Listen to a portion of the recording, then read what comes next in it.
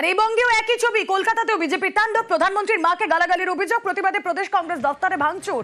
Rahul Gandhi hoarding এ কালি BJP কর্মীদের। বিধান ভবনের সামনে আগুন জ্বালিয়ে প্রতিবাদ। রাহুল গান্ধীর ছবিতে কালি, বিজেপির তাণ্ডব। প্রধানমন্ত্রীর মাকে গালাগালির অভিযোগে বাংলাতেও একই ছবি। কথা বলবো, বিশ্বজিৎ প্রতিনিধি রয়েছেন সঙ্গে। বিশ্বজিৎ, দেখো, কিছুক্ষণ আগে সেই তাণ্ডব হয়েছে।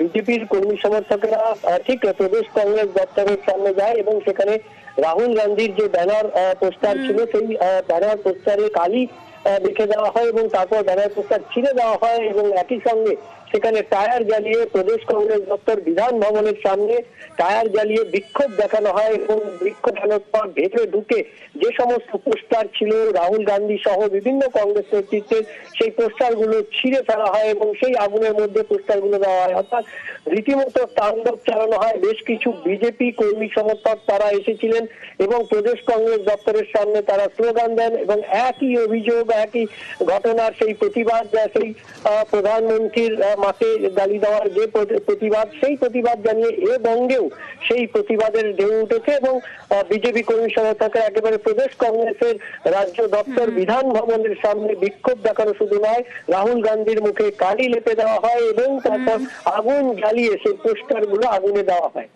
বেশ, দুটো ছবি আরো একবার আপনাদের সামনে রাখছি। বিহারের রাজধানী পাটনা, সেখানে ধুন্ধুমার পরিস্থিতি, দুপক্ষের হাতাহাতি সংঘর্ষ, বিজেপির বিক্ষোভ।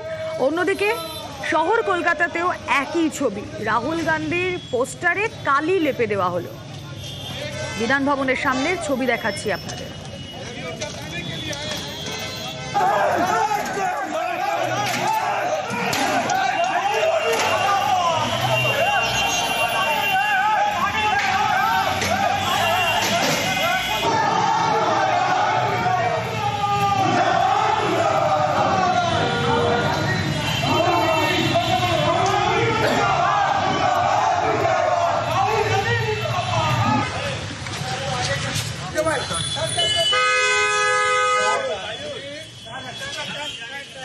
অন্যদিকে কংগ্রেস নেতৃত্বকে আক্রমণ অমিত শাহ।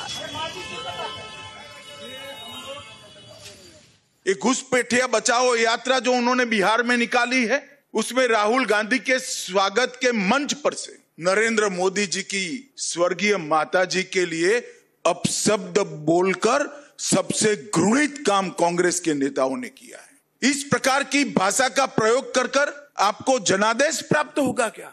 मैं आज कांग्रेस के नेताओं को कहना चाहता हूं, जितनी ज्यादा गालियां मोदी जी को आप दोगे, कमल का फूल इतना ही बड़ा होकर खिलकर आसमान तक पहुंचेगा। और मैं आग्रह भी करना चाहूंगा राहुल गांधी जी के कि जरा भी शर्म बची है तो मोदी जी की, उनकी स्वर्गीय माता जी की और देश की जनता की जरूर माफी मांगे आप। অসমের সভা থেকে অমিত শাহর পাল্টা এবার দিয়েছেন पवन खेरा कांग्रेस नेता। তিনি কি বলছেন শুনুন। भाई, किसने की टिप्पणी? इन्हीं के एजेंट घूमते रहते हैं, करते रहते हैं बदमाशी और फिर यही मुद्दा बनाते हैं ताकि यात्रा से ध्यान हटा सके। इनकी चोरी पकड़ी गई है इसलिए बौखलाए हुए हैं। ये क्या बदतमीजी कर रखी है, गुंडागर्दी कर रखी है सदाकत आश्रम पे। पूरा देश देख रहा है भारतीय जनता पार्टी की गुंडागर्दी। पहले गाली दिलवाते हैं अपने ही प्रधानमंत्री ताकि मुद्दा बने, फिर हमारे सदाकत आश्रम पे हमारे कार्यकर्ताओं से मारपीट करते हैं, सर फोड़ देते हैं। क्या हो रहा है ये?